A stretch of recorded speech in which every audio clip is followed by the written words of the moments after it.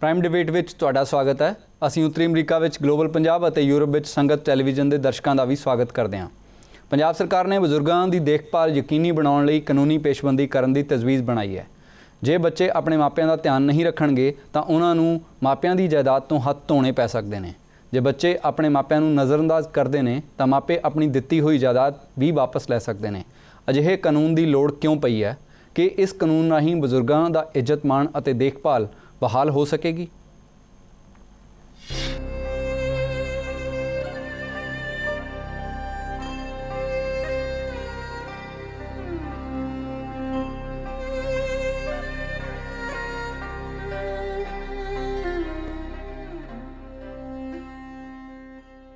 ਜੇ ਬੱਚੇ ਆਪਣੇ ਮਾਪਿਆਂ ਨੂੰ ਨਜ਼ਰਅੰਦਾਜ਼ ਕਰਨਗੇ ਤਾਂ ਉਹਨਾਂ ਨੂੰ ਜਾਇਦਾਦ ਤੋਂ ਹੱਥ ਧੋਣੇ ਪੈ ਸਕਦੇ ਨੇ। ਹੁਣ ਇਹ ਗੱਲ ਸਿਰਫ ਨਸੀਹਤ ਜਾਂ ਧਮਕੀ ਨਹੀਂ ਰਹੇਗੀ, ਸਗੋਂ ਕਾਨੂੰਨ ਵਜੋਂ ਸਾਹਮਣੇ ਆਏਗੀ। ਪੰਜਾਬ ਵਿੱਚ ਬੱਚਿਆਂ ਵੱਲੋਂ ਆਪਣੇ ਮਾਪਿਆਂ ਨੂੰ ਨਜ਼ਰਅੰਦਾਜ਼ ਕਰਨ ਦੇ ਮਾਮਲੇ ਲਗਾਤਾਰ ਵਧ ਰਹੇ ਨੇ। ਬਜ਼ੁਰਗਾਂ ਨੂੰ ਦੇਖਭਾਲ ਦੀ ਜ਼ਰੂਰਤ ਲਗਾਤਾਰ ਰਹਿੰਦੀ ਹੈ। ਦੇਖਭਾਲ ਦਾ ਕੰਮ ਸਿਰ ਉੱਤੇ ਛੱਤ ਅਤੇ ਰੋਟੀ ਪਾਣੀ ਜਾਂ ਕੱਪੜਿਆਂ ਨਾਲ ਹੀ ਪੂਰਾ ਨਹੀਂ ਹੋ ਜਾਂਦਾ। ਬਜ਼ੁਰਗਾਂ ਦੀਆਂ ਸਿਹਤ ਸਹੂਲਤਾਂ ਅਤੇ ਭਾਵਨਾਤਮਕ ਜ਼ਰੂਰਤਾਂ ਦਾ ਧਿਆਨ ਰੱਖਣਾ ਵੀ ਅਹਿਮ ਹੈ। ਕਈ ਮਾਮਲਿਆਂ ਵਿੱਚ ਸਾਹਮਣੇ ਆਇਆ ਹੈ ਕਿ ਜਦੋਂ ਬਜ਼ੁਰਗ ਆਪਣੀ ਜਾਇਦਾਦ ਬੱਚਿਆਂ ਦੇ ਨਾਮ ਲਿਖ ਦਿੰਦੇ ਨੇ ਤਾਂ ਉਹਨਾਂ ਦਾ ਵਤੀਰਾ ਬਦਲ ਜਾਂਦਾ ਹੈ। ਬਜ਼ੁਰਗ ਅਣਗੌਲੇ ਹੋ ਜਾਂਦੇ ਨੇ। ਇਹਨਾਂ ਹਾਲਾਤ ਨੂੰ ਧਿਆਨ ਵਿੱਚ ਰੱਖਦੇ ਹੋਏ ਪੰਜਾਬ ਵਿੱਚ ਕਾਨੂੰਨੀ ਪੇਸ਼ਬੰਦੀ ਕੀਤੀ ਜਾ ਰਹੀ ਹੈ। ਹੁਣ ਜੇ ਮਾਪਿਆਂ ਨੇ ਆਪਣੀ ਜਾਇਦਾਦ ਬੱਚਿਆਂ ਦੇ ਨਾਮ ਕਰ ਦਿੱਤੀ ਹੈ ਅਤੇ ਬਾਅਦ ਵਿੱਚ ਬੱਚੇ ਉਹਨਾਂ ਦੀ ਬੇਕਦਰੀ ਕਰਦੇ ਨੇ ਤਾਂ ਦਿੱਤੀ ਹੋਈ ਜਾਇਦਾਦ ਵਾਪਸ ਲਈ ਜਾ ਸਕੇਗੀ।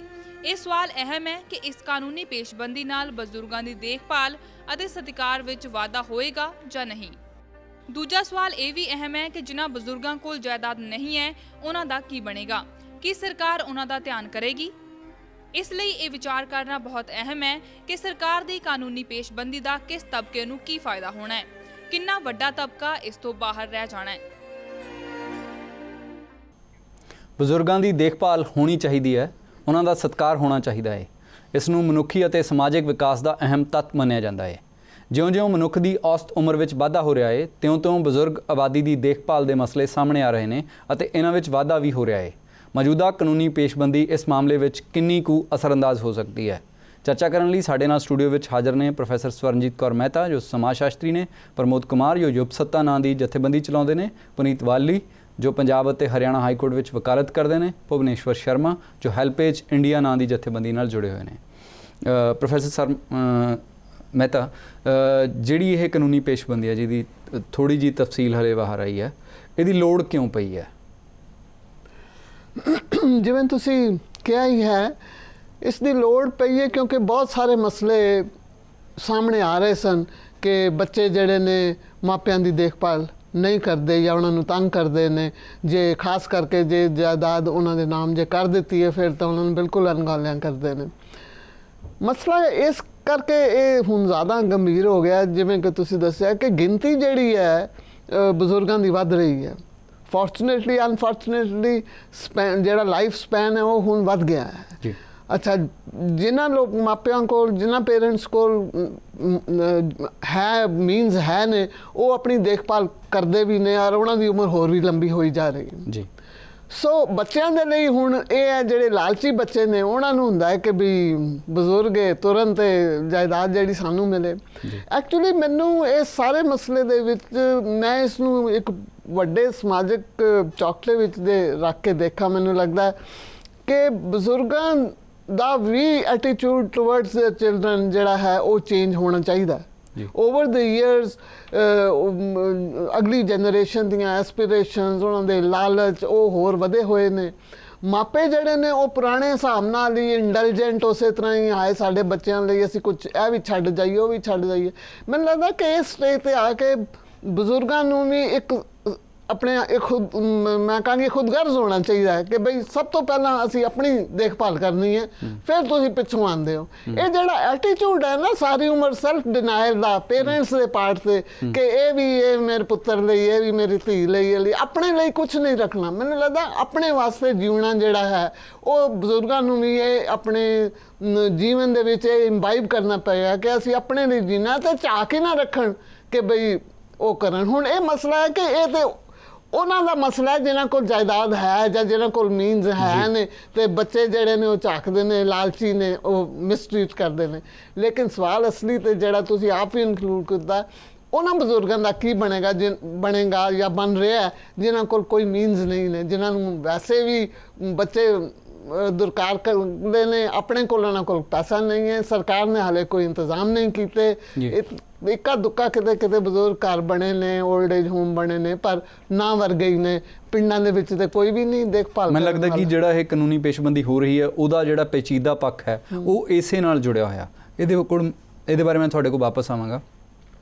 ਪਨੀਤ ਬਾਲੀ ਜੀ, ਤੁਸੀਂ ਪਿਛਲੇ ਦਿਨਾਂ ਦੇ ਵਿੱਚ ਇੱਕ ਕੇਸ ਇਸੇ ਕਿਸਮ ਦਾ ਅਦਾਲਤ ਦੇ ਵਿੱਚ ਲੜਿਆ ਹੈ, ਤੁਸੀਂ ਕੀ ਕਹਿਣਾ ਚਾਹੋਗੇ ਇਸ ਬਾਰੇ? ਦੇਖੋ ਜੀ, ਮੈਂ ਇਹ ਕਹਾਂਗਾ ਕਿ ਸਾਡੀ ਸੁਸਾਇਟੀ ਦਾ ਸਟੇਟਾ ਜਿਹੜਾ ਹੈ ਔਰ ਸੋਸ਼ਲ ਚੇਂਜਸ ਬਹੁਤ ਆ ਗਈਆਂ ਨੇ।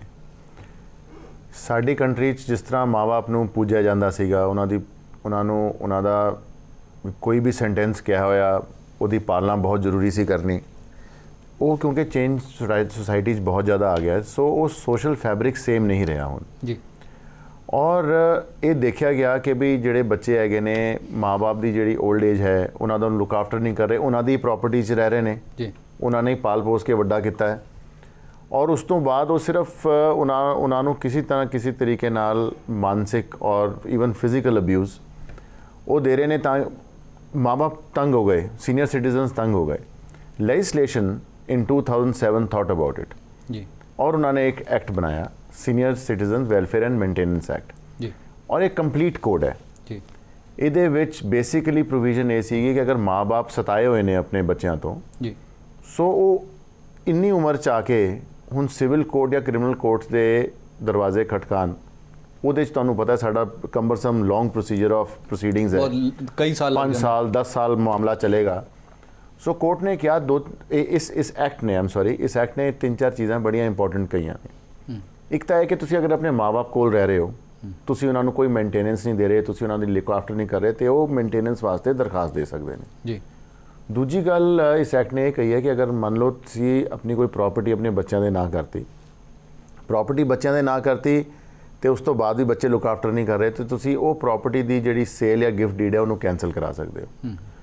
ਔਰ ਇਸ ਤੋਂ ਜੋ ਸਭ ਤੋਂ ਇੰਪੋਰਟੈਂਟ ਇਸ਼ੂ ਹੈਗਾ, ਵੈਦਰ ਇਟ ਇਜ਼ ਸਕੁਆ ਦਾ family or anybody else, it talks about protection of life and property of senior citizen, ਕਿ ਉਹਨਾਂ ਦੀ ਲਾਈਫ ਵੀ ਔਰ ਉਹਨਾਂ ਦੀ ਪ੍ਰਾਪਰਟੀ ਪ੍ਰੋਟੈਕਟ ਕੀਤੀ ਜਾਵੇ, not only from their children but from all and everybody ਜੀ।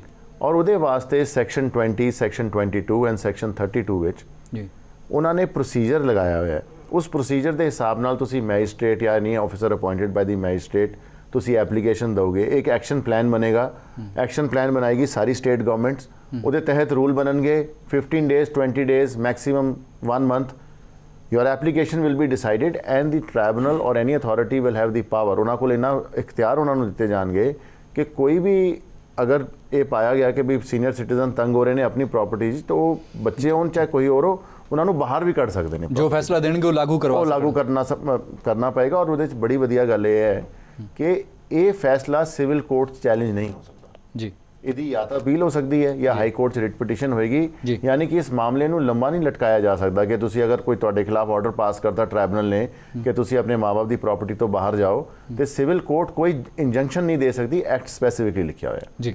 ਔਰ ਇਸ ਐਕਟ ਜਿਸ ਤਰ੍ਹਾਂ ਮੈਡਮ ਨੇ ਕਿਹਾ, ਉਹਨਾਂ ਨੇ 올ਡ ਏਜ ਹੋਮ ਦੀ ਵੀ ਉਹਨਾਂ ਨੇ ਪ੍ਰੋਵੀਜ਼ਨ ਕੀਤੀ ਹੋਈ ਹੈ। So it's a complete code, but ਬਹੁਤ ਜ਼ਿਆਦਾ ਮਿਸਫੋਰਚੂਨ ਹੈ ਸਾਡੀ ਕੰਟਰੀ ਦੀ ਕਿ ਆਪਾਂ ਲਾਅ ਬਣਾ ਦਿੰਦੇ ਹਾਂ, ਸੈਂਟਰਲ ਲੈਜਿਸਲੇਸ਼ਨ ਬਣਦੀ ਹੈ, ਉਹ ਕਹਿੰਦੇ ਨੇ ਸਾਰੇ ਸਟੇਟਸ ਰੂਲ ਬਣਾਉਣਗੇ, ਬਟ ਕੋਈ ਵੀ state, I think it's the most neglected state of our society, senior citizens, nobody thinks about them।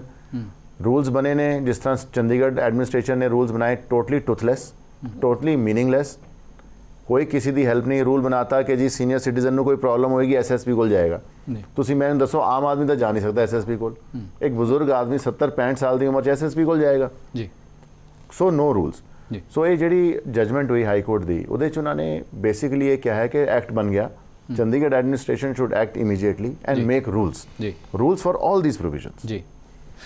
Bhubaneswar ਜੀ, ਮੈਂ ਇੱਕ ਗੱਲ ਜਿਹੜੀ ਤੁਹਾਤੋਂ ਪੁੱਛਣਾ ਚਾਹਾਂਗਾ ਕਿ ਤੁਸੀਂ ਬਜ਼ੁਰਗਾਂ ਦੇ ਨਾਲ ਕੰਮ ਕਰਦੇ ਹੋ, ਜਦੋਂ ਇਹ ਨਵਾਂ ਕਾਨੂੰਨ ਆ ਰਿਹਾ, ਇਹਦੇ ਵਿੱਚ ਇੱਕ ਜਿਹੜਾ ਸਿੱਧਾ ਸੰਬੰਧ ਹੈ ਕਿ ਬਜ਼ੁਰਗਾਂ ਦੀ ਜਿਹੜੀ ਸੁਰੱਖਿਆ ਜਾਂ ਜਿਹੜੀ ਉਹਨਾਂ ਦੀ ਦੇਖਭਾਲ ਹੈ ਉਹਨੂੰ ਜਾਇਦਾਦ ਨਾਲ ਜੋੜਿਆ ਜਾ ਰਿਹਾ। ਇਹਦੇ ਨਾਲ ਕਿੰਨੇ ਕੁ ਤਬਕੇ ਨੂੰ ਰਾਹਤ ਮਿਲੇਗੀ ਤੇ ਕਿਸ ਕਿਸਮ ਦੀ ਰਾਹਤ ਮਿਲ ਸਕਦੀ ਹੈ? ਇਹ ਉਹਨਾਂ ਦੀ ਮਤਲਬ ਕਾਫੀ ਫੇਵਰ ਕਰੇਗਾ, ਮੈਂ ਤਾਂ ਇਹ ਕਹਾਂਗਾ ਉਹਨਾਂ ਨੂੰ, ਕਿਉਂਕਿ ਮਤਲਬ ਇਹਦੇ ਨਾਲ ਉਹਨਾਂ ਨੂੰ ਇੱਕ ਕੌਨਫੀਡੈਂਸ ਮਿਲੇਗਾ ਕਿ ਅਗਰ ਸਾਡੀ ਮਤਲਬ ਜਿਹੜੀ ਲੁੱਕ ਆਫਟਰ ਨਹੀਂ ਹੁੰਦੀ ਮਤਲਬ ਸਾਡੇ ਫੈਮਿਲੀ ਮੈਂਬਰਸ ਦੇ ਨਾਲ, ਤੇ ਕੋਈ ਤਰੀਕਾ ਹੈ ਐਸਾ ਜਿਹਦੇ ਨਾਲ ਮਤਲਬ ਕਿ ਉਹ ਐਨਸ਼ੋਰ ਕਰ ਸਕਦੇ ਨੇ ਕਿ ਸਾਡੀ ਮਤਲਬ ਜਿਹੜੀ ਔਲਾਦ ਹੈ ਜਾਂ ਜਿਹੜੇ ਸਾਡੇ ਅੱਗੇ ਲੀਗਲ ਹੇਅਰ ਨੇ ਮਤਲਬ ਜੀ ਕਿ ਉਹ ਸਾਡੀ ਮਤਲਬ ਲੁੱਕ ਆਫਟਰ ਕਰਨ। ਜੀ ਕਿਉਂਕਿ ਸਾਡੇ ਦੇਸ਼ ਦੇ ਵਿੱਚ ਸੋਸ਼ਲ ਸਿਕਿਉਰਿਟੀ ਦੇ ਨਾਮ ਦੇ ਉੱਤੇ ਕੋਈ ਮਤਲਬ ਇੰਨਾ ਜੀ ਨਹੀਂ ਹੈ ਪੱਕਾ ਇੰਤਜ਼ਾਮ ਸਰਕਾਰ ਵੱਲੋਂ। ਜੀ ਖਾਸ ਤੌਰ ਤੇ ਬਜ਼ੁਰਗਾਂ ਦੇ ਖਾਸ ਮਾਮਲੇ ਦੇ ਬਜ਼ੁਰਗਾਂ ਵਾਸਤੇ ਸੋਸ਼ਲ ਸਿਕਿਉਰਿਟੀ ਜਿਹੜੀ ਹੈ, ਕਿਉਂਕਿ ਇਸ ਏਜ ਦੇ ਵਿੱਚ ਮਤਲਬ ਜਿਹੜਾ ਉਹਨਾਂ ਦਾ ਕੋਈ ਰੈਗੂਲਰ ਸੋਰਸ ਆਫ ਇਨਕਮ ਨਹੀਂ ਹੈ, ਫੈਮਿਲੀ ਸਪੋਰਟ ਹੁਣ ਮਿਸਿੰਗ ਹੈ ਮਤਲਬ ਬਹੁਤ ਸਾਰੇ ਕੇਸਿਸ ਦੇ ਵਿੱਚ, ਜੀ ਮਤਲਬ ਮੋਰ ਦੈਨ 90% ਕੇਸਿਸ। ਜੀ ਔਰ ਜਿਹੜਾ ਸਾਡਾ ਮਤਲਬ ਸੋਸਾਇਟੀ ਦੇ ਵਿੱਚ ਮਤਲਬ ਬਲਕਿ ਸਾਡੇ ਇੰਡੀਆ ਦੇ ਵਿੱਚ ਮਤਲਬ ਤਕਰੀਬਨ 90% ਜਿਹੜੇ ਸੀਨੀਅਰ ਸਿਟੀਜ਼ਨਸ ਨੇ ਐਸੇ ਨੇ ਜਿਨ੍ਹਾਂ ਨੂੰ ਮਤਲਬ ਇਸ ਏਜ ਦੇ ਵਿੱਚ ਆ ਕੇ ਕੋਈ ਆਰਗੇਨਾਈਜ਼ਡ ਮਤਲਬ ਕਿਉਂਕਿ ਉਹਨਾਂ ਦੀ ਰਿਟਾਇਰਮੈਂਟ ਨਹੀਂ ਹੁੰਦੀ ਆਰਗੇਨਾਈਜ਼ ਸੈਕਟਰ ਤੋਂ, ਕੋਈ ਉਹਨਾਂ ਨੂੰ ਪੈਨਸ਼ਨ ਨਹੀਂ ਹੈ, ਕੋਈ ਉਹਨਾਂ ਨੂੰ ਮਤਲਬ ਗ੍ਰੈਚੁਇਟੀ ਨਹੀਂ ਹੈ, ਕੋਈ ਪ੍ਰੋਵੀਡੈਂਟ ਫੰਡ ਨਹੀਂ ਹੈ, ਕੋਈ ਉਹਨਾਂ ਦੀ ਲਿੰਕੇਜ ਨਹੀਂ ਹੈ ਕਿਸੇ ਤਰ੍ਹਾਂ ਦੀ ਮਤਲਬ ਗਵਰਨਮੈਂਟ ਸਕੀਮ ਦੇ ਨਾਲ। ਸੋ ਉਹ ਮਤਲਬ ਡਿਪੈਂਡ ਕਰਦੇ ਨੇ ਮਤਲਬ ਫੈਮਿਲੀ ਉੱਤੇ, ਫੈਮਿਲੀ ਸਪੋਰਟ ਦੇ ਉੱਤੇ। ਜੀ ਫੈਮਿਲੀ ਸਪੋਰਟ ਹੁਣ ਅੱਜ ਕੱਲ੍ਹ ਦੇ ਜ਼ਮਾਨੇ ਦੇ ਵਿੱਚ ਕਾਫੀ, ਤੁਸੀਂ ਸਭ ਨੂੰ ਮਤਲਬ ਪਤਾ ਹੈ ਕਿ ਕਾਫੀ ਹੱਦ ਤੱਕ ਮਿਸਿੰਗ ਹੈ ਮਤਲਬ ਇਹ। ਜੀ ਜਿਹੜੇ ਇਹ ਸੀਨੀਅਰ ਸਿਟੀਜ਼ਨ ਨੇ, ਮਾਂ-ਬਾਪ ਨੇ, ਉਹ ਮਤਲਬ ਇੱਕ ਬਰਡਨ ਟਰੀਟ ਕੀਤਾ ਜਾਂਦਾ, ਮਤਲਬ ਔਲਾਦ ਉਹਨਾਂ ਨੂੰ ਆਪਣਾ ਮਤਲਬ ਫਰਜ਼ ਨਹੀਂ ਸਮਝਦੀ, ਰਿਸਪੌਂਸਿਬਿਲਿਟੀ ਨਹੀਂ ਸਮਝਦੀ, ਬਲਕਿ ਇੱਕ ਲਾਇਬਿਲਿਟੀ ਉਹਨਾਂ ਨੂੰ ਟਰੀਟ ਕਰਨਾ ਮਤਲਬ ਸ਼ੁਰੂ ਕਰ ਦਿੰਦੇ ਨੇ। ਪਰ ਕਾਨੂੰਨ ਜਦੋਂ ਇਹ ਬਣਾਇਆ ਜਾ ਰਿਹਾ ਹੈ ਕਿ ਵੀ ਜਿਹੜਾ ਜਾਇਦਾਦ ਹੈ, ਜਾਇਦਾਦ ਨੂੰ ਵਿੱਚ ਰੱਖ ਕੇ ਤੁਸੀਂ ਇਹ ਯਕੀਨੀ ਬਣਾ ਸਕਦੇ ਹੋ, ਫਿਰ ਉਹ ਕਿੱਦਾਂ ਸਤਿਕਾਰ ਕਰ ਸਕਦੇ ਨੇ ਜਾਂ ਕਿੱਦਾਂ ਇਹਨੂੰ ਸਮਾਜਿਕ ਪੱਧਰ ਦੇ ਉੱਤੇ ਕਿਵੇਂ ਯਕੀਨੀ ਇਹ ਦੇਖੋ ਮਤਲਬ ਬਜ਼ੁਰਗਾਂ ਨੂੰ, ਤੇ ਮੈਂ ਤੇ ਇਹ ਕਹਾਂਗਾ ਕਿ ਉਹਨਾਂ ਨੂੰ ਇਹ ਇੱਕ ਅੱਛਾ ਸਟੈਪ ਹੈ ਸਰਕਾਰ ਵੱਲੋਂ। ਮੈਂ ਤੇ ਇਹ ਕਹਾਂਗਾ ਕਿ ਬਜ਼ੁਰਗਾਂ ਨੂੰ ਕਮ ਸੇ ਕਮ ਇਹਦੇ ਨਾਲ ਕੌਨਫੀਡੈਂਸ ਮਿਲੇਗਾ ਕਿ ਅਗਰ ਸਾਡੇ ਬੱਚੇ ਲੁੱਕ ਆਫਟਰ ਨਹੀਂ ਕਰਨਗੇ ਅਸੀਂ ਉਹਨਾਂ ਨੂੰ ਬੇਦਖਲ ਕਰ ਦਾਂਗੇ, ਪ੍ਰਾਪਰਟੀ ਨਹੀਂ ਦਿਆਂਗੇ। ਜੀ ਪ੍ਰਮੋਦ ਜੀ ਤੁਸੀਂ ਕੀ ਕਹੋਗੇ ਇਸ ਮਸਲੇ ਦੇ ਉੱਤੇ? ਇਹਦਾ ਕੋਈ ਆਸਾਨ ਜਵਾਬ ਨਹੀਂ ਹੈ। ਸਮੱਸਿਆ ਤਾਂ ਬੜੀ ਬਹੁਤ ਵੱਡੇ ਸਤਰ ਤੇ ਹਰ ਪਾਸੇ ਦੇਸ਼ 'ਚ ਹੈਗੀ ਹੈ। ਤੇ ਜਿਵੇਂ ਇਹਨਾਂ ਨੇ ਕਿਹਾ ਖਾਲੀ ਕਾਨੂੰਨ ਬਣਾਉਣਾ ਵੀ ਬੜਾ ਜ਼ਰੂਰੀ ਹੈ, ਪਰ ਖਾਲੀ ਕਾਨੂੰਨ ਬਣਾਉਣਾ ਹੀ ਹੱਲ ਹੋ ਜਾਏਗਾ ਕਿ ਖਾਲੀ ਬੱਚੇ ਐਸੇ ਕਰਕੇ ਮਾਪਿਓ ਦੀ ਕੇਅਰ ਕਰਨ ਕਿ ਮੈਨੂੰ ਕੱਲ੍ਹ ਨੂੰ ਉਹਦੀ ਜਾਇਦਾਦ ਤੋਂ ਹਿੱਸਾ ਮਿਲੇਗਾ, ਤੇ ਉਹ ਵੀ ਪਤਾ ਨਹੀਂ ਕਿੰਨਾ ਕਿ ਇਹ ਦੋਨੇ ਸਵਾਲ ਹੋ ਗਏ ਕਿ ਇੱਕ ਤਾਂ ਇਹ ਹੈ ਕਿ ਵੀ ਜਾਇਦਾਦ ਕਿੰਨਿਆਂ ਕੋਲ ਹੈ, ਹਾਂਜੀ ਹਾਂਜੀ ਜਿਹਦੇ ਰਾਹੀਂ ਉਹ ਯਕੀਨੀ ਬਣਾਇਆ ਜਾ ਸਕਦਾ। ਦੂਜੀ ਗੱਲ ਇਹ ਹੈ ਕਿ ਜਿਹਦੇ ਕੋਲ ਜਾਇਦਾਦ ਹੈਗੀ ਉਹ ਸੱਚੀ ਮੁੱਚੀ ਜਵਾਕ ਲਾਲਚ ਬਸ ਉਹ ਕਰਨਗੇ ਜਾਂ ਨਹੀਂ ਕਰਨਗੇ। ਬਿਲਕੁਲ। ਨਾਲੇ ਮੈਂ ਦੂਸਰੀ ਗੱਲ ਇਸ 'ਚ ਉਹ ਹੋਰ ਐਡ ਕਰਨਾ ਚਾਹੂੰਗਾ ਕਿ ਕਿੰਨੇ ਕੀ ਬਜ਼ੁਰਗ ਇਹ ਹਿੰਮਤ ਰੱਖਦੇ ਆ ਕਿ ਕੋਰਟ ਕਚਹਿਰੀਆਂ ਜਾ ਕੇ ਆਪਣਾ ਹੱਕ ਲੈ ਸਕਣਗੇ। ਜੀ ਤੇ ਕੋਰਟ ਕਚਹਿਰੀਆਂ ਦਾ ਹਾਲ ਜਿਹੜਾ ਹੈਗਾ ਉਹ ਸਭ ਜਾਣਦੇ ਆ, ਕਿੰਨੇ ਉਸੇ ਆਲਰੇਡੀ ਕੇਸ ਚੱਲ ਰਹੇ ਆ ਤੇ ਕਿੱਦਾਂ ਡੇਟਾਂ ਲੱਗਦੀਆਂ। ਜਿਹੜੀ ਬੜੀ ਗੱਲ ਹੈ ਕਿ ਇਹ ਖਾਲੀ ਬਜ਼ੁਰਗਾਂ ਦਾ ਹੀ ਮਸਲਾ ਨਹੀਂ, ਪੂਰੇ ਸਮਾਜ ਦਾ ਮਸਲਾ ਜਿਹੜਾ ਸਾਹਮਣੇ ਖੜਾ ਹੈਗਾ ਕਿ ਅਸੀਂ ਘਰ 'ਚ ਜਿਹੜੇ ਹੁਣ ਪ੍ਰੈਜ਼ੈਂਟ ਜਨਰੇਸ਼ਨ ਹੈ ਉਹ ਆਪਣੇ ਪੇਰੈਂਟਸ ਨੂੰ ਕਿੱਦਾਂ ਟਰੀਟ ਕਰਦੀ ਹੈ, ਫਿਰ ਉਹਨਾਂ ਦੇ ਗਾਂਹ ਨਿਆਣੇ ਉਹਨਾਂ ਨੂੰ ਵੇਖਦੇ ਆ ਕਿ ਇਹਨਾਂ ਨੇ ਕਿੱਦਾਂ ਟਰੀਟ ਕੀਤਾ, ਫਿਰ ਅੱਗੇ ਉਹ ਵੀ ਉਸ ਤਰੀਕੇ ਨਾਲ ਟਰੀਟ ਕਰਦੇ ਆ। ਤੇ ਇੱਕ ਪੂਰਾ ਇੱਕ ਦੂਸਰੇ ਪ੍ਰਤੀ ਜਿਹੜਾ ਇੱਕ ਪਰਸਪਰ ਆਪਸ 'ਚ ਪਿਆਰ, ਆਪਸ 'ਚ ਰਿਸ਼ਤਾ ਬਣਨਾ ਚਾਹੀਦਾ ਸਮਾਜਿਕ ਸਤਰ ਤੇ, ਇੱਕ ਤਾਂ ਉਹ ਮਿਸਿੰਗ ਹੈ। ਦੂਸਰਾ ਜਿਵੇਂ ਚੰਡੀਗੜ੍ਹ 'ਚ ਕੋਸ਼ਿਸ਼ ਕੀਤੀ ਗਈ ਕਿ ਜਿਹੜਾ ਬੀਟ ਦਾ ਇੰਚਾਰਜ ਬੰਦਾ ਹੈਗਾ ਪੁਲਿਸ ਦਾ, ਉਹ ਜਾ ਕੇ ਹਾਲ ਚਾਲ ਪੁੱਛਦਾ ਰਹੇ ਜਿਹੜੇ ਬਜ਼ੁਰਗ ਹੈਗੇ ਉਹਨਾਂ ਦਾ, ਉਹਨਾਂ ਬਾਰੇ ਕਿਹਾ ਗਿਆ ਸੀ ਜਿਹੜੇ ਇਕੱਲੇ ਰਹਿੰਦੇ ਨੇ। ਹਾਂਜੀ ਹਾਂਜੀ, ਜਿਹੜੇ ਇਕੱਲੇ ਰਹਿੰਦੇ ਨੇ ਉਹਨਾਂ ਨੂੰ ਜਾ ਕੇ ਪਤਾ ਕਰਦਾ ਰਹੇ। ਪਰ ਮੈਨੂੰ ਲੱਗਦਾ ਪਰਿਵਾਰ 'ਚ ਜਿਹੜੇ ਪਰਿਵਾਰ ਦੇ ਨਾਲ ਰਹਿ ਰਹੇ ਉਹਨਾਂ ਦਾ ਬੜਾ ਜ਼ਰੂਰੀ ਹੈ ਹਾਲ ਚਾਲ ਪੁੱਛਣਾ ਜਾ ਕੇ। ਤੇ ਦੂਸਰਾ ਇਹ ਰਾਜਨੀਤਿਕ ਮਸਲਾ ਵੀ, ਜਿਹੜੇ ਹੁਣ ਪਾਰਟੀਆਂ ਹੈਗੀਆਂ ਉਹਨਾਂ ਨੂੰ ਵੀ ਚਾਹੀਦਾ ਹੈ ਕਿ ਇਹ ਖਾਲੀ ਸਮਾਜਿਕ ਪੱਧਰ ਤੇ ਵੀ ਕੰਮ ਹੋਵੇ, ਰਾਜਨੀਤਿਕ ਪੱਧਰ ਤੇ ਵੀ ਹੋਵੇ, ਧਾਰਮਿਕ ਪੱਧਰ ਤੇ ਵੀ ਇਹ ਬੜਾ ਜ਼ਰੂਰੀ ਹੈ ਕਿ ਮਨਮੋਹਨ ਸਿੰਘ ਪ੍ਰਧਾਨ ਮੰਤਰੀ ਹੋਣ ਜਿਹੜੇ ਆਪ 84 ਸਾਲਾਂ ਦੇ ਨੇ, ਇਧਰਲੇ ਪਾਸੇ ਮੁੱਖ ਮੰਤਰੀ ਪ੍ਰਕਾਸ਼ ਸਿੰਘ ਬਾਦਲ ਹੋਣ, ਹੁੱਡਾ ਜੀ ਹੋਣ, ਉਹਨਾਂ ਨੂੰ ਤਾਂ ਸੋਚ ਹੀ ਲੈਣਾ ਚਾਹੀਦਾ। ਬਿਲਕੁਲ ਸੋਚਣਾ ਚਾਹੀਦਾ ਉਹਨਾਂ ਦੇ ਨਾਲ ਦੇ ਬੰਦੇ। ਫਿਰ ਧਾਰਮਿਕ ਸਤਰ ਤੇ ਵੀ ਜਿਹੜੇ ਗੁਰਦੁਆਰੇ, ਮੰਦਿਰ, ਚਰਚ, ਮਸਜਿਦਾਂ, ਉਹਨਾਂ ਦੇ ਵੱਲੋਂ ਵੀ ਇੱਕ ਪੂਰਾ ਇਹਦੇ ਬਾਰੇ ਇੱਕ ਪ੍ਰੋਗਰਾਮ ਬਣਨਾ ਚਾਹੀਦਾ ਹੈ ਕਿਸ ਤਰ੍ਹਾਂ ਅਸੀਂ ਸਮਾਜ ਨੂੰ ਸਹੀ ਰਸਤੇ ਵਾਲੇ ਪਾਸੇ ਲਿਆ ਸਕੀਏ। ਪਰ ਸਾਰਿਆਂ ਨੂੰ ਜਿਹੜਾ ਅਹਿਮ ਸਵਾਲ ਇਹੀ ਹੈ ਕਿ ਜਿਹੜੇ ਬਜ਼ੁਰਗ ਘਰਾਂ ਦੇ ਅੰਦਰ ਨੇ, ਜਿਹੜੇ ਕਿਸੇ ਕਿਸਮ ਦੀ ਕਾਨੂੰਨੀ ਕਾਰਵਾਈ 'ਚ ਨਹੀਂ ਪੈਣਾ ਚਾਹੁੰਦੇ ਪਰ ਪੀੜਤ ਵੀ ਨੇ, ਉਹਨਾਂ ਤੱਕ ਕਿਵੇਂ ਪਹੁੰਚ ਹੋਵੇ, ਕਿਸ ਕਿਸਮ ਦੀ ਪਹੁੰਚ ਹੋਵੇ ਤੇ ਕਿਸ ਕਿਸਮ ਦੀ ਰਾਹਤ ਹੋਵੇ। ਭੁਵਨੇਸ਼ਵਰ ਸ਼ਰਮਾ ਜੀ, ਬਜ਼ੁਰਗਾਂ ਦੀ ਗਿਣਤੀ ਲਗਾਤਾਰ ਵੱਧ ਰਹੀ ਹੈ। ਤੁਸੀਂ ਆਪ ਕਿਹਾ ਕਿ ਜ਼ਿਆਦਾਤਰ ਜਿਹੜੇ ਬਜ਼ੁਰਗ ਨੇ ਉਹ ਅਨਆਰਗੇਨਾਈਜ਼ ਸੈਕਟਰ ਦੇ ਵਿੱਚੋਂ ਸੇਵਾ ਮੁਕਤ ਹੋਏ ਨੇ ਤੇ ਉਹਨਾਂ ਕੋਲ ਉਸ ਕਿਸਮ ਦੀ ਕੋਈ ਵਾਜਵੀ ਲਗਾਤਾਰ ਆਮਦਨ ਤੇ ਨਹੀਂ ਹੈਗੀ ਹੈ। ਤੇ ਉਸ ਤਰੀਕੇ ਨਾਲ ਬਹੁਤ ਛੋਟਾ ਤਬਕਾ ਪੂਰੇ ਸਮਾਜ ਦੇ ਵਿੱਚ ਜਿਨ੍ਹਾਂ ਕੋਲ ਆਪਣੀ ਜਾਇਦਾਦ ਹੋਏਗੀ, ਜਿਹੜੀ ਉਹਨਾਂ ਨੇ ਕੋਈ ਇੰਨੀ ਕੁ ਜਾਇਦਾਦ ਹੋਏਗੀ ਜਿਹਦੇ ਰਾਹੀਂ ਉਹ ਇਹ ਕਹਿ ਸਕਦੇ ਨੇ ਕਿ ਇਹਦੇ ਨਾਲ ਮੈਂ ਕੋਈ ਆਪਣੀ ਇੱਛਾ ਜੋੜ ਕੇ ਆਪਣੀ ਜਿਹੜੀ ਸੁਰੱਖਿਆ ਯਕੀਨੀ ਬਣਾ ਸਕਦਾ ਹੈ, ਆਪਣੀ ਦੇਖਭਾਲ ਯਕੀਨੀ ਬਣਾ ਸਕਦਾ, ਆਪਣਾ ਸਤਿਕਾਰ ਯਕੀਨੀ ਬਣਾ ਸਕਦਾ। ਜੇ ਉਸ ਪੱਖੋਂ ਦੇਖੀਏ ਤਾਂ ਜਦੋਂ ਸਰਕਾਰ ਇਸ ਕਿਸਮ ਦੇ ਕਾਨੂੰਨ ਬਣਾਉਂਦੀ ਹੈ ਤੇ ਉਹ ਕਿਤੇ ਸਮਾਜਿਕ ਸੁਰੱਖਿਆ ਤੋਂ ਭੱਜਣ ਦੀ ਕੋਸ਼ਿਸ਼ ਤਾਂ ਨਹੀਂ ਕਰ ਰਹੀ ਸਮਾਜਿਕ ਸੁਰੱਖਿਆ ਦੇ ਨਾਂ ਦੇ ਉੱਤੇ? ਐਕਚੁਅਲੀ ਭੱਜਣ ਤੋਂ ਇਲਾਵਾ ਮਤਲਬ ਇਹ ਇੱਕ ਮੈਂ ਪਹਿਲ ਕਵਾਂਗਾ ਕਿ ਸਰਕਾਰ ਵੱਲੋਂ ਇੱਕ ਪਹਿਲ ਹੈ ਕਿ ਮਤਲਬ ਚਲੋ ਫੈਮਿਲੀਜ਼ ਨੂੰ ਮਤਲਬ ਕਮ ਸੇ ਕਮ ਯਕੀਨੀ ਬਣਾਉਣ ਲਈ ਸਮਾਜਿਕ ਯਕੀਨੀ ਸੁਰੱਖਿਆ ਬਣਾਉਣ ਲਈ ਜਾਂ ਮਤਲਬ ਬੱਚਿਆਂ ਨੂੰ ਥੋੜਾ ਜਿਹਾ ਮਤਲਬ ਕਿਤੇ ਨਾ ਕਿਤੇ ਇਹ ਜਿਸ ਤਰ੍ਹਾਂ ਕਹਿੰਦੇ ਨੇ ਕਿ ਮਤਲਬ ਫੋਰਸ ਮਤਲਬ ਜਾਂ ਸਮਝਾਉਣ ਜਾਂ ਉਹਨਾਂ ਨੂੰ ਦਿਲ 'ਚ ਇੱਕ ਡਰ ਜਿਹਾ ਮਤਲਬ ਪਾਉਣ ਵਾਲੀ ਗੱਲ ਵੀ ਹੈਗੀ ਹੈ ਜੀ ਕਿ ਅਗਰ ਮਤਲਬ ਤੁਸੀਂ ਪੇਰੈਂਟਸ ਨੂੰ ਮਤਲਬ ਨਹੀਂ ਕਰੋਗੇ ਤੇ ਆਪਣਾ ਤੁਹਾਡੇ ਨਾਲ ਇਹ ਵੀ ਹੋ ਸਕਦਾ ਕੱਲ ਨੂੰ। ਜੀ ਸੈਕੰਡਲੀ ਹੁਣ ਜਿਸ ਤਰ੍ਹਾਂ ਰੀਸੈਂਟਲੀ ਮਹਾਰਾਸ਼ਟਰ ਗਵਰਨਮੈਂਟ ਨੇ ਇੱਕ ਮਤਲਬ ਡੈਕਲੇਰੇਸ਼ਨ ਦਿੱਤੀ ਹੈ ਕਿ ਜਿਹੜੇ ਮਤਲਬ ਫੈਮਿਲੀਜ਼ ਬੱਚੇ ਆਪਣੇ ਪੇਰੈਂਟਸ ਨੂੰ ਲੁੱਕ ਆਫਟਰ ਨਹੀਂ ਕਰਨਗੇ ਜੀ ਉਹਨਾਂ ਨੂੰ ਮਤਲਬ ਸਟੇਟ ਡਿਫਾਲਟਰ ਮਤਲਬ ਡਿਕਲੇਅਰ ਕਰੇਗੀ ਜੀ ਔਰ ਉਹਨਾਂ ਦਾ ਸ਼ਾਇਦ ਮਤਲਬ ਈਵਨ ਪਬਲਿਸ਼ ਕਰਨਗੇ ਉਹਨਾਂ ਦਾ ਨਾਮ ਵਗੈਰਾ। ਦੇਖੋ 67% ਦੀ ਆਬਾਦੀ ਸਾਡੇ ਮੁਲਕ ਦੇ ਵਿੱਚ ਹਾਂਜੀ ਸਰਕਾਰ ਮੰਨਦੀ ਹੈ ਕਿ ਇਹ ਖੁਰਾਕ ਸੁਰੱਖਿਆ ਦੇ ਘੇਰੇ ਦੇ ਵਿੱਚ ਆਉਣੀ ਚਾਹੀਦੀ ਹੈ। ਹਾਂਜੀ ਉਹਨਾਂ ਦਾ ਨਾਂ ਤੁਸੀਂ ਜਿੱਥੇ ਮਰਜ਼ੀ ਛਾਪ ਦਿਓ ਕਿ ਉਹਨਾਂ ਤੋਂ ਲੈ ਕੀ ਲੈਣਗੇ ਉਹ? ਨਹੀਂ ਡਿਫਾਲਟਰ ਮੀਨਸ ਕਿ ਮਤਲਬ ਬੱਚਿਆਂ ਨੂੰ ਥੋੜਾ ਜਿਹਾ ਮਤਲਬ ਨਾ ਕਿਤੇ ਨਾ ਕਿਤੇ ਮਤਲਬ ਜਿਸ ਤਰ੍ਹਾਂ ਸ਼ਰਮਿੰਦਗੀ ਵਾਲੀ ਗੱਲ ਮਤਲਬ ਹੋ ਜਾਂਦੀ ਹੈ ਨਾ ਕਿ ਮਤਲਬ ਅਗਰ ਮੇਰਾ ਨਾਮ ਅਖਬਾਰਾਂ 'ਚ ਆਉਂਦਾ ਹੈ ਡਿਫਾਲਟਰ ਦੀ ਲਿਸਟ ਵਿੱਚ ਆਉਂਦਾ ਮੈਂ ਹੈ। ਇਹ ਕਹਿ ਰਿਹਾ ਜੀ ਕਿ ਜਿੱਥੇ ਜਿਹੜੇ ਮੁਲਕ ਦੇ ਵਿੱਚ ਅਨਪੜ੍ਹਤਾ ਵੱਡੇ ਪੱਧਰ ਦੇ ਉੱਤੇ ਹੋਵੇ, ਜਿਹੜੇ ਮੁਲਕ ਦੇ ਵਿੱਚ ਜਹਾਲਤ ਵੱਡੇ ਪੱਧਰ ਦੇ ਉੱਤੇ ਹੋਵੇ, ਗੁਰਬਤ ਹੋਵੇ ਤੇ ਤੁਹਾਡਾ ਜਿਹੜਾ ਸੈਲਫ ਕੌਨਫੀਡੈਂਸ ਹੈ ਨੀਵਾਂ ਹੋਵੇ, ਹਾਂਜੀ। ਸੈਲਫ ਰਿਸਪੈਕਟ ਨੀਵੀਂ ਹੋਵੇ, ਉਹਦੇ ਵਿੱਚ ਜਿਹੜੇ ਇਹ ਚੀਜ਼ਾਂ ਕਿੰਨੀਆਂ ਕੁ ਅਸਰਅੰਦਾਜ਼ ਹੋ ਸਕਦੀਆਂ ਨੇ? ਨਾ ਕੋਈ ਪ੍ਰੋਪਰਟੀ ਹੈ 67% ਦੀ ਲੋਕਾਂ ਨੂੰ ਤਾਂ ਸਰਕਾਰ ਮੰਨਦੀ ਹੈ ਨਾ ਕਿ ਇਹਨਾਂ ਕੋਲ ਤੇ ਆਪਣੀ ਰੋਟੀ ਪਾਣੀ ਦਾ ਬੰਦੋਬਸਤ ਨਹੀਂਗਾ, ਉੱਥੇ ਬਜ਼ੁਰਗਾਂ ਨੂੰ ਇਹ ਕੀ ਕਹੇਗਾ ਕਾਨੂੰਨ? ਇੱਕ ਐਕਚੁਅਲੀ ਜਰਨਲ ਅਵੇਅਰਨੈਸ ਮਤਲਬ ਇਹ ਚੀਜ਼ ਡਰਾਈਵ ਮੈਂ ਇਹਨੂੰ ਮਤਲਬ ਕਹਿ ਸਕਦਾ ਕਿ ਮਤਲਬ ਮਾਸਸ ਦੇ ਵਿੱਚ ਇਹਨੂੰ ਜਰਨਲੀ ਅਵੇਅਰ ਕਰਨ ਵਾਸਤੇ ਕਿ ਚਲੋ ਅੱਜ ਮਤਲਬ ਇਹਨਾਂ ਨੇ ਪ੍ਰਾਪਰਟੀਜ਼ ਦਾ ਹੈ, ਕੱਲ ਨੂੰ ਕੋਈ ਹੋਰ ਮਤਲਬ ਐਸਾ ਕੋਈ ਕਾਨੂੰਨ ਅਗਰ ਆਉਂਦਾ ਹੈ ਅਲਟੀਮੇਟਲੀ ਮਤਲਬ ਇਹਨਾਂ ਦੀ ਇਨਸ਼ੋਰ ਕਰਨ ਦਾ ਹੈ ਕਿ ਬਜ਼ੁਰਗਾਂ ਦੀ ਜਿਹੜੀ ਹੈ ਮਤਲਬ ਇਹ ਜਿਹੜਾ ਲਾਈਫ ਦਾ ਮਤਲਬ ਟਾਈਮ ਹੈ, ਲਾਈਫ ਸਪੈਨ ਜਿਹੜਾ ਇਹ ਪੀਰੀਅਡ ਹੈ ਮਤਲਬ ਲਾਈਫ ਦਾ ਜੀ ਵੀ ਕਿਤੇ ਨਾ ਕਿਤੇ ਇਹਨੂੰ ਮਤਲਬ ਕੋਈ ਸਿਕਿਉਰਿਟੀ ਕਾਈਂਡ ਆਫ ਮਤਲਬ ਦਿੱਤੀ ਜਾਵੇ ਔਰ ਬੈਸਟ ਜਿਹੜੀ ਕੇਅਰ ਹੈਗੀ ਹੈ ਉਹ ਸਿਰਫ ਮਤਲਬ ਫੈਮਿਲੀਜ਼ ਦੇ ਵਿੱਚ ਹੀ ਮਤਲਬ ਅਵੇਲੇਬਲ ਹੈ ਮੈਂ ਤਾਂ ਇਹ ਕਹਾਂਗਾ ਜੀ। ਹਾਲਾਂਕਿ 올ਡ ਏਜ ਹੋਮਸ ਚਲੋ ਬਣ ਰਹੇ ਆ ਠੀਕ ਹੈ ਮਤਲਬ ਜ਼ਰੂਰਤ ਵੀ ਪਏਗੀ ਆਉਣ ਵਾਲੇ ਟਾਈਮ ਦੇ ਵਿੱਚ ਲੇਕਿਨ ਫਿਰ ਵੀ 올ਡ ਏਜ ਹੋਮ ਇਸ ਪ੍ਰੋਬਲਮ ਦਾ ਕੋਈ ਸੋਲੂਸ਼ਨ ਨਹੀਂ ਹੈਗਾ ਜੀ। ਇਹ ਇੱਕ ਸਿਰਫ ਮਤਲਬ ਇੱਕ ਜਿਹੜਾ ਹੈ ਉਹ ਮਤਲਬ ਪਨੀਤ ਜੀ, family care is the Puneet ਜੀ ਜਿਹੜੇ ਜਦੋਂ ਹੁਣ ਇਹ ਨਵੇਂ ਕਾਨੂੰਨ ਬਣ ਰਹੇ ਨੇ ਜਿੱਥੇ ਬਜ਼ੁਰਗਾਂ ਨੂੰ ਮਤਲਬ ਜੇ ਮੁਸ਼ਕਿਲ ਹਾਲਾਤ ਦੇ ਵਿੱਚ ਨੇ, ਕੋਈ ਉਹਨਾਂ ਨੂੰ ਨਜ਼ਰਅੰਦਾਜ਼ ਕਰ ਰਿਹਾ, ਕੋਈ ਪਰੇਸ਼ਾਨ ਕਰ ਰਿਹਾ, ਜਿਵੇਂ ਤੁਸੀਂ ਆਪ ਕਿਹਾ ਕਿ ਵੀ ਕੁੱਟਮਾਰ ਵੀ ਹੁੰਦੀ ਹੈ, ਉਹਨਾਂ ਦੀ ਸਿਹਤ ਦਾ ਧਿਆਨ ਨਹੀਂ ਰੱਖਿਆ ਜਾਂਦਾ, ਜਿਹੜੇ ਨਵੇਂ ਕਾਨੂੰਨ ਨੇ ਇਹਨਾਂ ਤਹਿਤ ਬਜ਼ੁਰਗਾਂ ਨੂੰ ਥੋੜਾ ਆਸਾਨ ਰਹੇਗਾ, ਵਕਾਲਤ 'ਚ ਨਹੀਂ, ਅਦਾਲਤਾਂ ਦੇ ਚੱਕਰ ਕੁਝ ਘਟੇਗਾ? ਬਿਲਕੁਲ। ਦੇਖੋ ਜੀ ਇਹ ਐਕਟ ਬਣਿਆ ਇਸ ਕਰਕੇ ਹੈ, ਇਹ ਐਕਟ ਪਹਿਲਾਂ let's B clear about this act. ਇਹ ਐਕਟ ਸਿਰਫ ਸੀਨੀਅਰ ਸਿਟੀਜ਼ਨਸ ਔਰ ਉਹਨਾਂ ਦੇ ਬੱਚਿਆਂ ਦੀ ਪਰੇਸ਼ਾਨੀ ਵਾਲਾ ਐਕਟ ਨਹੀਂ ਹੈਗਾ ਜੀ। ਇਸੀ ਐਕਟ 올ਡ ਏਜ ਹੋਮਸ ਦੀ ਵੀ ਸਿਚੁਏਸ਼ਨ ਹੈਗੀ ਕਿ 올ਡ ਏਜ ਹੋਮਸ ਵੀ ਹੋਣਗੇ, ਗਵਰਨਮੈਂਟ ਕਿਸ ਤਰ੍ਹਾਂ ਕੇਟਰ ਕਰੇਗੀ, ਇਟਸ ਅ ਕੰਪਲੀਟ ਕੋਡ। ਜੀ। ਸੋ ਅਗਰ ਆਪਾਂ ਇਹ ਕਹੀਏ ਕਿ ਇਹ ਐਕਟ ਤਾਂ ਬਣਾਤਾ ਲੇਕਿਨ ਬਣਾਇਆ ਸਿਰਫ ਬੱਚਿਆਂ ਵਾਸਤੇ ਜਾਂ ਸਿਰਫ ਇਹਨਾਂ ਵਾਸਤੇ ਬਣਾਇਆ ਜਿਨ੍ਹਾਂ ਕੋਲ ਆਲਰੇਡੀ ਮਕਾਨ ਹੈਗੇ, ਉਹਨਾਂ ਦਾ ਕੀ ਹੋਏਗਾ ਜਿਨ੍ਹਾਂ ਕੋਲ ਕੁਝ ਨਹੀਂ ਹੈਗਾ? ਜੀ।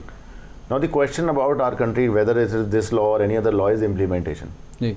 ਕਾਨੂੰਨ ਬਣਦਾ ਹੈ ਬੜੀ ਚੰਗੀ ਭਾਵਨਾ ਨਾਲ ਬਣਦਾ ਹੈ, ਬਹੁਤ ਉਹਦਾ ਬੈਨੀਫਿਟ ਹੁੰਦਾ ਸੋਸਾਇਟੀ ਨੂੰ ਅਗਰ ਇੰਪਲੀਮੈਂਟ ਕੀਤਾ ਜਾਏ। ਨਹੀਂ ਪਰ ਇਹ ਤਾਂ ਭਾਵਨਾ ਦੇ ਉੱਤੇ ਵੀ ਸਵਾਲ ਹੁੰਦਾ ਨਾ ਕਿ ਉਹਦੇ ਘੇਰੇ 'ਚ ਕਿੰਨੇ ਲੋਕ ਆਉਣਗੇ। ਲੇਕਿਨ ਸਰਕਾਰ ਕਰਦੀ ਕੀ ਹੈ, ਕਾਨੂੰਨ ਬਣਾ ਦਿੰਦੀ ਹੈ, ਉਸ ਤੋਂ ਬਾਅਦ ਸੋ ਜਾਂਦੀ ਹੈ। ਜੀ।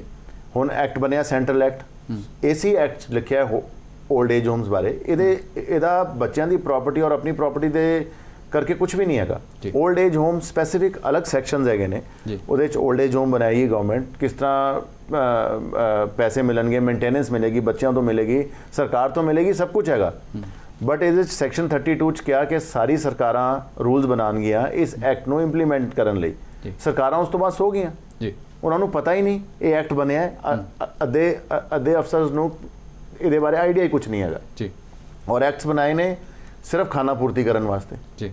ਨਾਓ ਜਿੱਥੇ ਤੱਕ ਸਵਾਲ ਰਿਹਾ ਕਿ ਨਾਰਮਲ ਕੋਰਟ ਦਾ ਪ੍ਰੋਸੀਜਰ ਹੈ, ਮੈਂ ਜਿਸ ਤਰ੍ਹਾਂ ਪਹਿਲਾਂ ਕਿਹਾ ਸੀ ਇਸ ਐਕਟ ਸਪੈਸੀਫਿਕਲੀ ਲਿਖਿਆ ਹੋਇਆ ਹੈ ਕਿ ਜਿਹੜੇ ਪੇਰੈਂਟਸ ਹੈਗੇ ਨੇ ਉਹ ਨਾਰਮਲ ਕੋਰਟ ਦੇ ਪ੍ਰੋਸੀਜਰ 'ਚ ਨਾ ਜਾਣ, ਜਾਂ 올ਡ ਏਜ ਜਿੰਨੇ ਵੀ ਪਰਸਨਸ ਹੈਗੇ ਨੇ ਉਹਨਾਂ ਨੂੰ ਸਿੰਪਲ ਇੱਕ ਐਪਲੀਕੇਸ਼ਨ ਲਿਖਣੀ ਹੈ, ਕੋਈ ਇਹਨਾਂ ਨੂੰ ਕੋਈ ਪ੍ਰੋਬਲਮ ਹੈ ਉਹ ਲਿਖਣ, ਸਿੱਧਾ ਕੋਈ ਟ੍ਰਾਈਬੂਨਲ ਬਣਿਆ ਹੋਇਆ ਹੈ ਉਹਦੇ 'ਚ ਬੇਸ਼ੱਕ ਬਾਏ ਪੋਸਟ ਭੇਜ ਦੇਣ ਜਾਂ ਏਰੀਆ ਦੇ ਡਿਸਟ੍ਰਿਕਟ ਮੈਜਿਸਟ੍ਰੇਟ ਨੂੰ ਭੇਜ ਦੇਣ ਤੇ ਕਾਰਵਾਈ ਆਪਣੇ ਆਪ ਸ਼ੁਰੂ ਹੋ ਜਾਏਗੀ। ਸੋ ਦੇਖੋ ਉਸ ਮਾਮਲੇ 'ਚ ਹਾਲਤ ਥੋੜੀ ਬਿਹਤਰ ਹੈਗੀ। ਇਸ ਤਰ੍ਹਾਂ ਦੇਖੋ ਕੁਛ ਨਾ ਕੁਛ ਤੋਂ ਕੁਝ ਕਰਨ ਲਈ ਸਾਨੂੰ ਪਹਿਲ ਤਾਂ ਕਰਨੀ ਪਏਗੀ ਨਾ ਜੀ।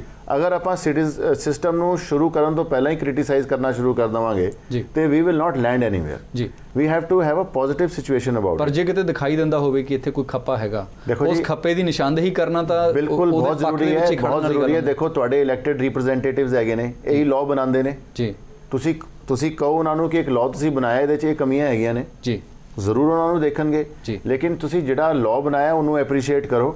ਜੀ। State government should like in the case of Chandigarh in Justice Diwan's case, जी। ultimately what the petition was that I am 85 years old, मैं 85 years old, मैं civil court criminal court 85 ਸਾਲ ਦੀ ਉਮਰ ਦੇ ਵਿੱਚ ਮੇਰੇ ਘਰ ਦੇ ਵਿੱਚ मेरी प्रॉब्लम हो रही है, मैं अपने मुंडे तो तंग हैगा और मैं इन कोर्ट्स नहीं जाना चाहता, और अगर एक्ट बनाया सरकार ने, सिविल कोर्ट की जुरिसडिक्शन बाहर की है, तो उस तो बाद किसी स्टेट गवर्नमेंट ने रूल ही नहीं बनाए, मैं जावां तो कित्थे जावां। जी। सो एक पहल हुई and a golden chapter in the judiciary of this country, जी। a totally different dimension, जी। a very bold judgment. I am proud to be a part of this institution. You see, we must give appreciation to the judges. We very ਤੁਹਾਡੀ ਗੱਲ ਬਿਲਕੁਲ ਕਦੀ ਉਹਨਾਂ ਦੀ contribution ਨੂੰ ਭੁੱਲ ਜਾਂਦੇ ਆਪਾਂ ਜੀ। ਬਟ ਇਸ ਤਰ੍ਹਾਂ ਹੀ ਪਹਿਲ ਹੁੰਦੀ ਹੈ। ਐਕਟ ਬਣਿਆ, ਉਹਦੀ ਇੰਪਲੀਮੈਂਟੇਸ਼ਨ ਹੋਈ, ਜੁਡੀਸ਼ੀਅਲ ਆਰਡਰ ਹੋਇਆ, ਸੋ ਦੇयर इज अ ਨਿਊ ਡਾਇਰੈਕਸ਼ਨ। ਇਹਦੇ ਨਾਲ ਨਵੇਂ ਬਾਕੀ ਲੋਕਾਂ ਦੇ ਵੀ ਦਰਵਾਜ਼ੇ ਖੁੱਲੇ ਨੇ। ਪ੍ਰਮੋਦ ਜੀ, ਜਦੋਂ ਆਪਾਂ ਇਸ ਕਾਨੂੰਨ ਨੂੰ ਖਾਸ ਤੌਰ ਦੇ ਉੱਤੇ ਜਦੋਂ ਪ੍ਰਾਪਰਟੀ ਦੇ ਹਵਾਲੇ ਨਾਲ, ਜਾਇਦਾਦ ਦੇ ਹਵਾਲੇ ਨਾਲ ਗੱਲ ਹੋ ਰਹੀ ਹੈ, ਇਹਨੂੰ ਆਪਾਂ ਇਹ ਮੰਨਾਂਗੇ ਕਿ ਸਰਕਾਰ ਜਿਹੜੀ ਸਮਾਜਿਕ ਸੁਰੱਖਿਆ ਉਹ ਯਕੀਨੀ ਬਣਾ ਰਹੀ ਹੈ ਜਾਂ ਉਹ ਤੋਂ ਕੰਨੀ ਖਿਸਕਾ ਰਹੀ ਹੈ? ਨੋ ਡਾਊਟ ਇਹ ਬੜਾ ਫੇਲੀਅਰ ਹੈ, ਮੈਂ ਮੰਨਾਂਗਾ ਸਰਕਾਰ ਦੇ ਲੈਵਲ ਤੇ। ਤੇ ਦੂਸਰਾ ਮੈਂ ਇੱਕ ਗੱਲ ਹੋਰ ਜੋੜਨਾ ਚਾਹੂੰਗਾ ਕਿ ਜਿਹੜੀ ਸਾਡੀ ਆ ਐਜੂਕੇਸ਼ਨ ਦੀ ਫੈਕਟਰੀਆਂ, ਸੋ ਕਾਲਡ ਸਕੂਲ ਕਾਲਜ ਹੈਗੇ ਆ ਨਾ, ਇਹਨਾਂ ਦਾ ਵੀ ਬੜਾ ਰੋਲ ਹੈ ਜੋ ਸਮਾਜ 'ਚ ਅਸੀਂ ਬੁਰਾਈਆਂ ਜਿਹਦਾ ਇੱਕ ਪੱਖ ਨਜ਼ਰ ਆ ਰਿਹਾ ਹੈਗਾ ਕਿ ਅਸੀਂ ਉਹ ਮੈਨ ਮੇਕਿੰਗ ਜਿਹੜਾ ਮਿਸ਼ਨ ਹੈ ਉਹ ਤਾਂ ਜ਼ੀਰੋ ਹੋ ਗਿਆ ਨਾ ਜੀ। ਅਸੀਂ ਕੈਰੀਅਰ ਓਰੀਐਂਟਡ ਹੀ ਸਾਰੇ ਪਾਸੇ ਕੋਰਸਸ ਹੈਗੇ ਆ, ਪੇਸ਼ੇਵਰ ਮਨੁੱਖ ਜ਼ਰੂਰ ਬਣਨਾ। ਹਾਂ, ਮਤਲਬ ਉਹ ਤਾਂ ਕਿਤੇ ਮੈਨ ਮੇਕਿੰਗ ਦੀ ਕੋਈ ਗੱਲ ਹੀ ਨਹੀਂ ਹੋ ਰਹੀ ਨਾ। ਇਹ ਸਭ ਉਹਦਾ ਹੀ ਜਿਹੜੇ ਹੈਗੇ ਨਤੀਜੇ ਸਾਹਮਣੇ ਨਜ਼ਰ ਆ ਰਹੇ ਆ। ਤੇ ਇਹਦੇ ਬਾਰੇ ਨਾ ਕੇਵਲ ਸੋਚ ਬਲਕਿ ਇਹ ਤਾਂ ਬਹੁਤ ਲੇਟ ਆ, ਆਲਰੇਡੀ 66 ਸਾਲ ਪਿੱਛੇ ਚੱਲ ਗਏ। ਤੇ ਮਤਲਬ ਆਪਣਾ ਇਹਦੇ ਉੱਪਰ ਜਿੰਨਾ ਕੰਮ ਹੋ ਸਕੇ ਉਨਾ ਹੀ ਘੱਟ ਕਿ ਉਹ ਐਜੂਕੇਸ਼ਨ ਗਰੂਮਿੰਗ ਬੱਚੇ ਦੀ ਉਸ ਤਰ੍ਹਾਂ ਹੋਵੇ, ਉਹ ਕਿਸ ਤਰ੍ਹਾਂ ਸੋਚ ਲਵੇ ਕਿ ਮਾਂ ਪਿਓ ਨੂੰ ਬਾਹਰ ਕੱਢਾਂ ਮੈਂ ਜਾਂ ਮਾਂ ਪਿਓ ਨੂੰ ਤੰਗ ਕਰਾਂ। ਉਹਦੇ ਮਾਈਂਡ 'ਚ ਵਿਚਾਰ ਵੀ ਨਹੀਂ ਆਉਣਾ ਚਾਹੀਦਾ ਅਗਰ ਸਕੂਲਿੰਗ ਅੱਛੀ ਹੈ, ਉਹਦੀ ਐਜੂਕੇਸ਼ਨ ਬਿਹਤਰ ਹੈਗੀ ਹੈ। ਤੇ ਅਸੀਂ ਉੱਥੇ ਹਰ ਪਾਸੇ ਮਾਰ ਖਾ ਰਹੇ ਹਾਂ ਜੀ। ਮੈਮ, ਜਦੋਂ ਆਪਾਂ ਇਹ ਗੱਲ ਕਰਦੇ ਹਾਂ ਬਜ਼ੁਰਗਾਂ ਦੀ, ਤੇ ਅਕਸਰ ਜਿਵੇਂ ਹੁਣ ਆਪਾਂ ਜਾਇਦਾਦ ਦੇ ਹਵਾਲੇ ਨਾਲ ਗੱਲ ਕਰਦੇ ਹਾਂ, ਉਂਝ ਆਪਾਂ ਬੱਚਿਆਂ ਦੇ ਹਵਾਲੇ ਨਾਲ ਗੱਲ ਕਰਦੇ ਹਾਂ। ਜੇ ਕਿਸੇ ਨੇ ਬੱਚੇ ਨਹੀਂ ਪੈਦਾ ਕੀਤੇ ਉਹ ਵੀ ਤਾਂ ਬਜ਼ੁਰਗ ਹੋਏਗਾ। ਤੇ ਦੂਜੀ ਗੱਲ ਹੈ ਕਿ ਜਦੋਂ ਜਾਇਦਾਦ ਦੇ ਹਵਾਲੇ ਨਾਲ ਗੱਲ ਕਰਦੇ ਹਾਂ, ਬੱਚਿਆਂ ਦੇ ਹਵਾਲੇ ਨਾਲ ਗੱਲ ਕਰਦੇ ਹਾਂ, ਤੇ ਸਰਕਾਰ ਇਹਨੂੰ ਇੱਕ ਬਹੁਤ ਅਹਿਮ ਪੇਸ਼ਬੰਦੀ ਦੇ ਤੌਰ ਤੇ ਪੇਸ਼ ਕਰਦੀ ਹੈ। ਅਸੀਂ ਇਹਨੂੰ ਕੀ ਮੰਨੀਏ ਕਿ ਉਹ ਕੰਨੀ ਖਿਸਕਾ ਰਹੀ ਹੈ ਸਮਾਜਿਕ ਸੁਰੱਖਿਆ ਤੋਂ ਜਾਂ ਯਕੀਨੀ ਬਣਾ ਰਹੀ ਹੈ? ਨਹੀਂ, ਬਿਲਕੁਲ ਯਕੀਨੀ ਤਾਂ ਨਹੀਂ ਬਣਾ ਰਹੀ। ਐਕਚੁਅਲੀ ਸਰਕਾਰ ਦੀ ਜਿਹੜੀ ਸਾਰੀ ਸੋਚ ਹੈ ਉਹ ਇਸੇ ਹਿਸਾਬ ਨਾਲ ਚੱਲ ਰਹੀ ਹੈ। ਐਜੂਕੇਸ਼ਨ ਤੋਂ ਵੀ ਆਪਣਾ ਪੱਲਾ ਝਾੜ ਲਓ, ਉਹ ਵੀ ਪ੍ਰਾਈਵੇਟਾਈਜ਼ ਕਰ ਦਿਓ। ਪ੍ਰਾਈਵੇਟਾਈਜੇਸ਼ਨ ਦੇ ਜਿਹੜੇ ਪ੍ਰੋਸੈਸ ਚੱਲੇ ਹੋਏ ਨੇ ਉਹਦੇ ਵਿੱਚ ਸਰਕਾਰ ਆਪਣੀ ਤੇ ਜ਼ਿੰਮੇਵਾਰੀ ਲੈਣ ਦੇ ਲਈ ਤਿਆਰ ਨਹੀਂ, ਪਿੱਛੇ ਹੋ ਗਈ। ਸਿਹਤ ਸੇਵਾਵਾਂ ਵੀ ਤੁਸੀਂ ਦੇਖ ਹੀ ਰਹੇ ਹੋ ਕਿਸ ਤਰ੍ਹਾਂ ਪ੍ਰਾਈਵੇਟ ਹਸਪੀਟਲਸ ਨੂੰ ਸਭ ਕੁਝ ਹੈ ਤੇ ਸਰਕਾਰੀ ਹਸਪਤਾਲਾਂ ਵੱਲ ਕੋਈ ਧਿਆਨ ਨਹੀਂ। ਇਸੇ ਤਰ੍ਹਾਂ ਹੁਣ ਉਹ ਚਾਹੁੰਦੇ ਨੇ ਵੀ ਬਜ਼ੁਰਗਾਂ ਦੀ ਜਿਹੜੀ ਦੇਖਭਾਲ ਜਿਹੜੀ ਹੈ ਉਸ ਕੋਈ ਇੰਸਟੀਟਿਊਸ਼ਨਲ ਅਸੀਂ ਨਾ ਅਰੇਂਜਮੈਂਟ ਕਰੀਏ, ਇਹ ਯਕੀਨੀ ਬਣਾਈਏ ਬਈ ਬੱਚੇ ਹੀ ਕਰਨ, ਜੇ ਨਹੀਂ ਕਰਦੇ ਤੇ ਉਹਨਾਂ ਦੇ ਲਈ ਥੋਪੀਏ ਕਾਨੂੰਨ ਬਣਾਈਏ। ਇੱਕ ਜਿਹੜਾ ਮੈਂ ਸਵਾਲ ਹੋਰ ਪੁੱਛਣਾ ਚਾਹੁੰਦਾ ਕਿ ਆਮ ਤੌਰ ਦੇ ਉੱਤੇ ਜਦੋਂ ਅਸੀਂ ਬਜ਼ੁਰਗਾਂ ਦੀ ਦੇਖਭਾਲ ਦੀ ਗੱਲ ਕਰਦੇ ਹਾਂ ਤੇ ਇਹ ਕਿਹਾ ਜਾਂਦਾ ਕਿ ਦੇਖੋ ਜੀ ਸਾਡੇ ਮੁਲਕ ਦੇ ਵਿੱਚ ਹੁਣ ਬਜ਼ੁਰਗਾਂ ਦਾ ਸਤਿਕਾਰ ਨਹੀਂ ਤੇ ਵਿਰਧ ਆਸ਼ਰਮ ਖੁੱਲ ਰਹੇ ਨੇ। ਵਿਰਧ ਆਸ਼ਰਮਾਂ ਦੀ ਕਿਸ ਕਿਸਮ ਦੀ ਜ਼ਰੂਰਤ ਹੈ? ਕੀ ਤੁਹਾਨੂੰ ਲੱਗਦਾ ਕਿ ਵੀ ਮਤਲਬ ਉਹਨਾਂ ਨੂੰ ਇਸੇ ਰੂਪ 'ਚ ਦੇਖਿਆ ਜਾਣਾ ਚਾਹੀਦਾ ਕਿ ਸਤਿਕਾਰ ਨਹੀਂ ਤੇ ਵਿਰਧ ਆਸ਼ਰਮ ਖੁੱਲ ਰਹੇ ਨੇ, ਜਾਂ ਵਿਰਧਾਂ ਦੀਆਂ ਆਪਣੀਆਂ ਜ਼ਰੂਰਤਾਂ ਵੀ ਵਿਰਧ ਆਸ਼ਰਮ ਦੇ ਵਿੱਚੋਂ ਪੂਰੀਆਂ ਹੁੰਦੀਆਂ? ਉਹਨਾਂ ਦੀਆਂ ਵੀ ਜ਼ਰੂਰਤਾਂ ਨੇ, ਇਹ ਲੋੜ ਹੈ।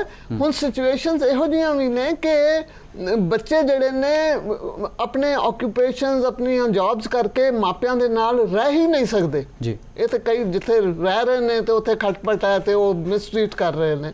ਇਹ ਇੱਕ ਸਿਚੁਏਸ਼ਨ। ਦੂਸਰੀ ਸਿਚੁਏਸ਼ਨ ਹੈ ਕਿ ਬੱਚੇ ਮਾਪਿਆਂ ਕੋਲ ਹੈ ਹੀ ਨਹੀਂ ਨੇ ਜੀ।